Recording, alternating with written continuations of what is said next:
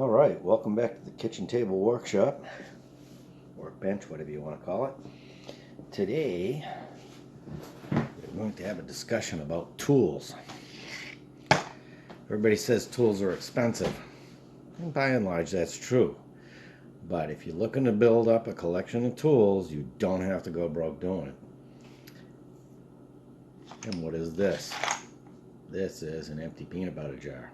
A very old empty peanut butter jar. Plastic, so not that old, but old enough.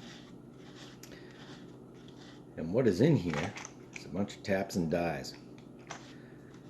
I was at the flea market, a great place to find tools, and I bought this entire container for $1. If you frequent certain flea markets, you'll find there's guys that show up there with a truck full of stuff. They do estate cleanouts. We clean out your attic, we clean out your basement, whatever. They come in and they give somebody a set price for everything, and then they clean it all out. They show up at the flea markets, they spread everything out. In the first couple of hours, everything's $3 a piece. And then everything goes to $2 a piece. And then they don't want to take any of that crap home. So $1 a piece, just $1, anything, doesn't matter. They're making their money, they don't care. The other advantage of the flea market is, I think most of us would agree, that tools of days gone by were oftentimes built better than tools of current times. Because in the past they were trying to put as much quality as possible into the product for the price. And now they're trying to get as much money as possible out of the price. I haven't even opened this and looked at it, so let's have a look together. See what we got. Now, one of the things you'll find when you go to flea markets is you might find that tool you're looking for at a rock bottom price.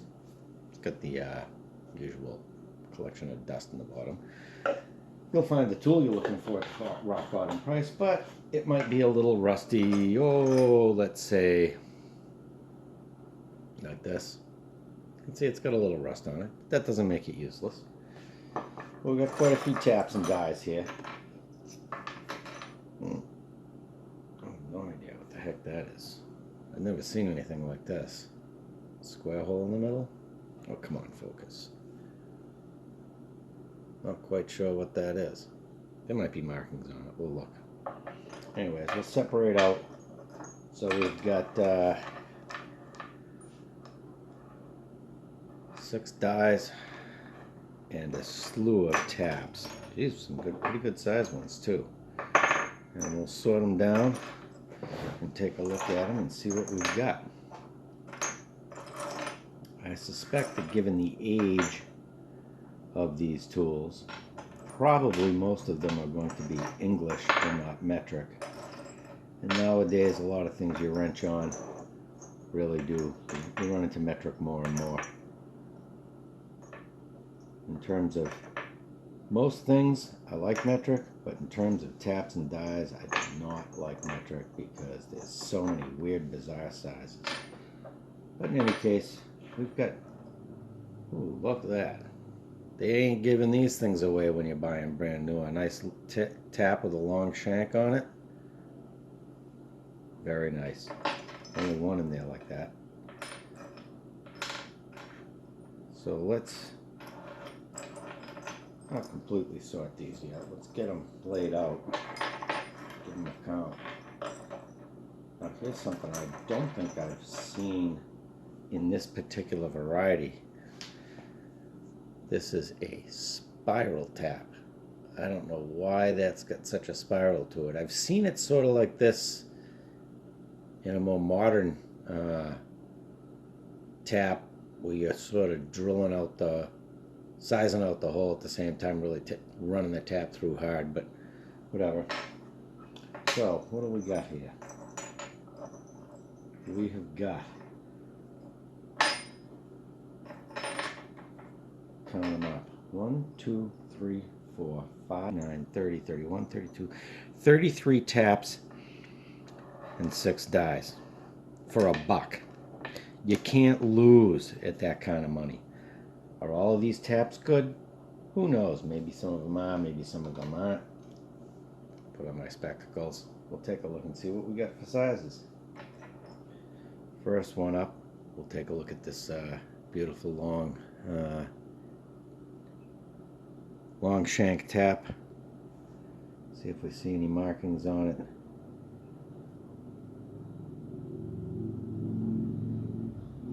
It says 73230. I don't know what that means. P8W Co. That can't be right. So I'll tell you what. I'm going to pause you for a second. I'm going to get some steel wool so I can clean these a little bit. Maybe help me read them. Alright, I didn't find any steel wool handy, but I found this nice brass brush. It should do the trick. Except that it's got some sort of goop all over it here. I don't know what that is. Yeah. Pause you again while I clean that off. Alright, we're back.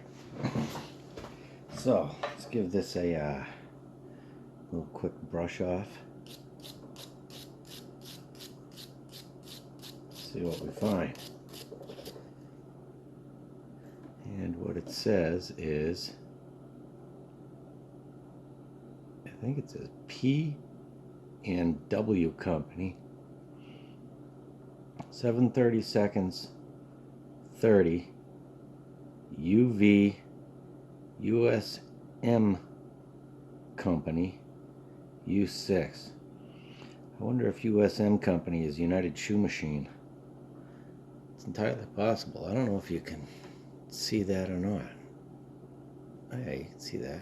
See? It says PW something company. Then it says 730 seconds, which I suspect is the drill size, or number 30, which is might be close. UV, then USM company, U6. I'm not quite sure what the thread size there is.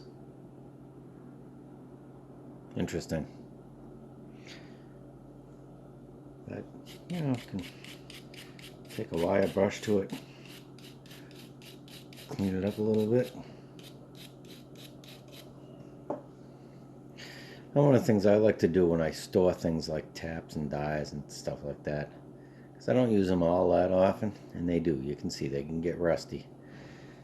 Put them in a plastic jar like that with a little pack of that desiccant, you know, the little container that says "Do not eat," as though any idiot would go, "Oh, look at this, let me open it up and eat it." Yeah, I try to stay away from doing that. Anyways, let's take this little tiny one and see what this one says.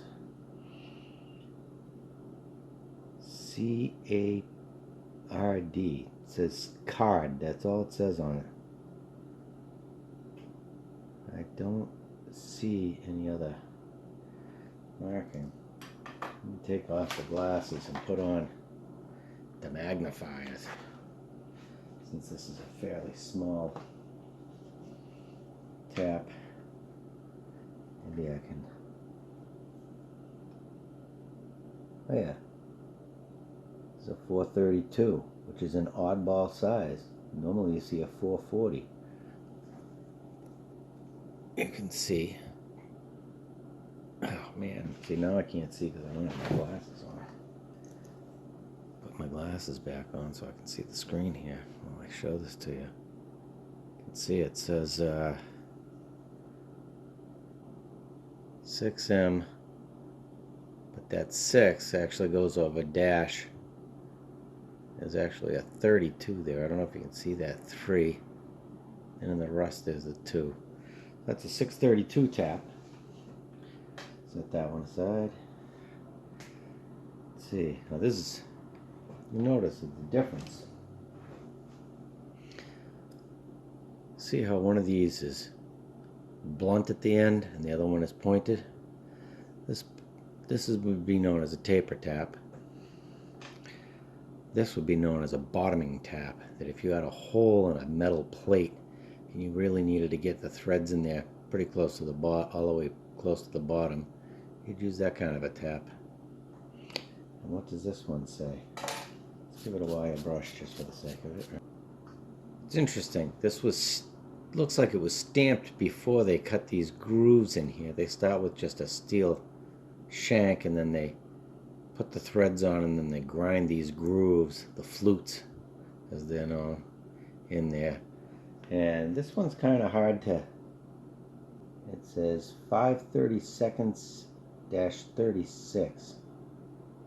530 seconds is an oddball thing. And then it says, it's like it says KM and D company or something like that. It's weird. 530 seconds would have to be the drill. But dash 36, that doesn't make any sense. Not sure what that would be. This is the other thing about your old tools. You find oddball stuff you might not see anywhere else. And we can take a look at this one. See the USF. Not sure what that is. United States Forge maybe? 530 seconds dash 36. And then some sort of something M. Looks like maybe either R or KM. Something and D company. Something tool and die company? Could be. Who knows? Interesting. This one says, again, 530 seconds dash 36. It says AM, AMT and D company. So it must be AM Tool and Die Company, whatever that is. USF, I'm not sure. United States Fine Pitch, I think that's what that means. Or United Standard Fine Pitch, maybe? I think that's what the USF stands for, is fine. Well, this one looks like it was broken off and then resharpened. See, that doesn't look very even. That's what you can do. Sometimes you break off a tap. You make do with what you got. Sometimes you chase a thread with it. This one, no, this one's stamped in. I'll be able to read this. Not sure what that little symbol there is. But you can read that it says quarter 20. NC, which is of course made in USA. Good old American steel. I don't know what that symbol up at the top there is. Oh, it says ACE. ACE in script type writing. There. This one steps up a little bit in size. This one says Morse Twist Drill Company.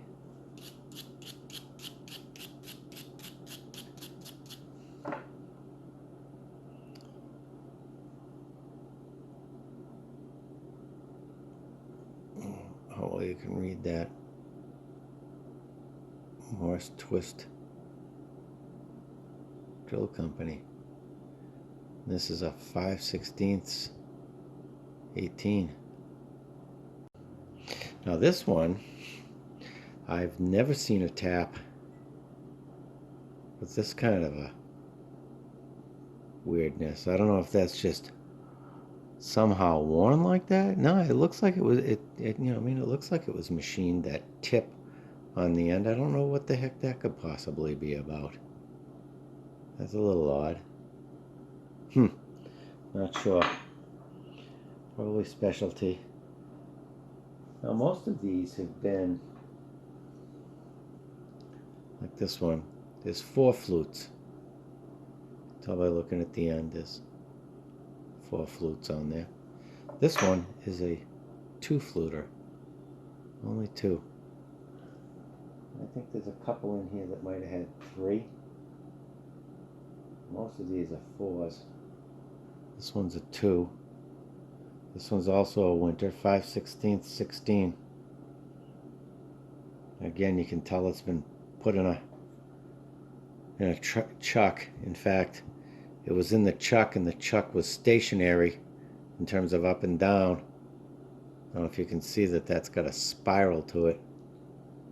As it was spinning, this was in the hole that it was being tapped, and it pulled it right out of the chuck, and that's why you get that spiral. Let's see. This one is an Ace 3/8 16 5/16 drill, USA. Nothing special about that. 4 flute. Now we're getting into a good size one. This one says half 13, 27/64 drill. Another ace tap. This one is E.W. Bliss Company Special. 1/2 20. This is a pretty good size tap. And here we are now at almost 36 minutes. And GT&D Corporation, Greenfield, Mass, USA. It just says 3/8. What this is a tapered pipe for a tapered plug type of a thing. And that's what we've got there. Now we've got these dies. They're not really anything too special, I don't think. 1/2 13, Japan. This one says 1/4 28, also Japan. Also says GM on it. I don't think that has anything to do with General Motors. This one says 3/8 16. Also says Japan GM on it. This one says 5/16 18 GM Japan. They must have been part of a set. Now this one's really small. And this one says handy. It looks really cheap. It says 632 M66. This one is the oddball one that I showed you at the beginning. I don't know why it's got this relief hole over here, this hole here, and it's got the split there. The only thing I can think, oh, I do know what this is now. This is, there's one type of tap handle to hold these round ones, and a different type to hold the square ends. And I think this goes in the round type in order to be able to hold the square type, and when you tighten it down it grips it, although this one's a little small. Maybe next size up like this long one. Yeah, that fits pretty darn close, you can see. So I think that's what that's all about. Well, in any case, that's the lucky find for $1. And yes, there is a little bit of luck involved in it, but at the same time, if you want to save money on tools, it takes a little bit of time. That means going to the flea markets, antique shops, yard sales, things like that. Look at that, for $1. You can't lose. Came with a free storage container too. Well, that's it from the workshop, tabletop, combination thereof. By the way, I sit here and eat my dinner. Thanks for tuning in. Rate, comment, and subscribe.